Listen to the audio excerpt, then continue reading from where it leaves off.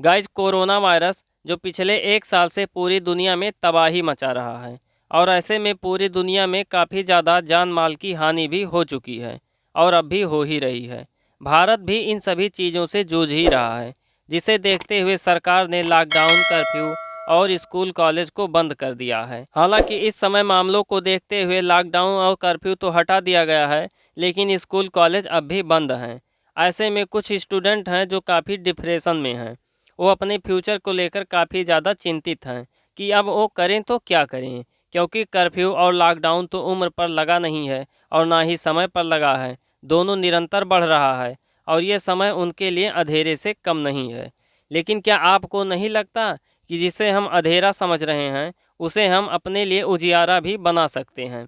अब आप सोच रहे होंगे कैसे? तो गाइस, इस वीडियो में मैं एक ऐसी सच्ची कहानी के बारे में बताऊंगा जिसे सुनने के बाद आप जिसे फेंट चांस समझ रहे हैं उसे गोल्डन चांस में भी बदल सकते हैं।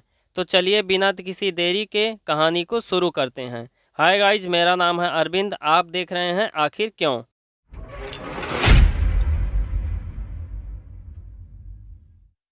गाइज, कोरोना वायरस हो या फिर कोई और महामारी, जब भी आती है तो अचानक से ही आती है, किसी को कुछ पता नहीं होता। और फिर वही नई नई महामारी होती है, उसे पहचानने में, वैक्सीन तैयार करने में काफ़ी समय लग जाता है और इन सब के बीच बहुत ज़्यादा तबाही हो जाती है।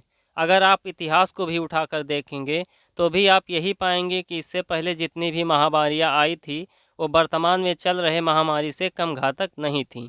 और ऐसी ही एक महामारी प्लेग ने 17वीं शताब्दी में दस्तक दिया था और प्लेग भी उस समय की कम घातक महामारी नहीं थी।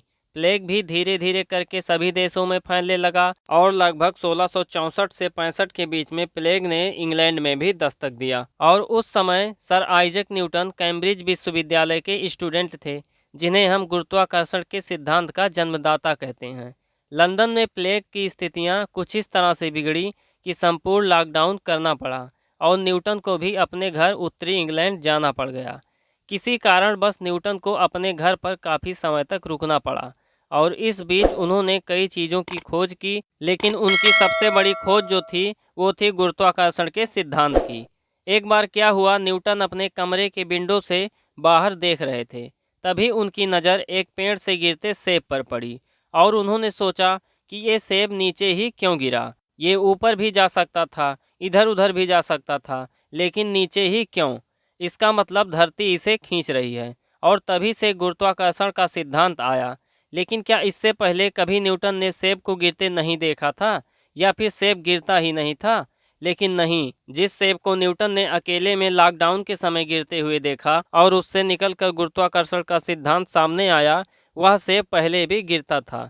लेकिन लोगों की तरह लॉकडाउन से पहले न्यूटन के लिए भी यह केवल सेब का गिरना ही होता था। तो गाइज, इस कहानी में आपने किस पॉइंट पर ज़्यादा गौर किया कि जो काम न्यूटन कैम्ब्रिज जैसे विश्वविद्यालय में रहकर पढ़कर नहीं कर पाए, वही काम उन्होंने लॉकडाउन के समय में अकेले रहकर कर दिया। तो गाइज, इस कहानी से यही स्पष्ट होता है कि प्रतिभा किसी भी मौके या दस्तूर की मोहताज नहीं होती। अगर आपके अंदर टैलेंट है तो आप बिना किसी के सहारे और मदद के भी आगे बढ़ सकते हैं।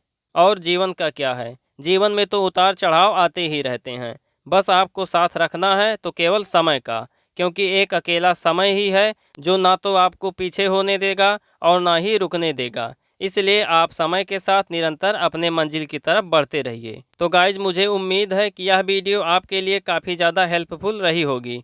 इसी तरह के इंटरेस्टिंग और नॉलेजेबल वीडियोज़ को देखने के लिए चैनल को सब्सक्राइब कर लें और साथ ही अगर आपके मन में कोई विचार है या सवाल है तो उसे कमेंट में ज़रूर लिखें। इसी के साथ इस वीडियो में बस इतना ही। मिलते हैं अगले वीडियो में एक नए टॉपिक के साथ। तब तक के लिए नमस्कार।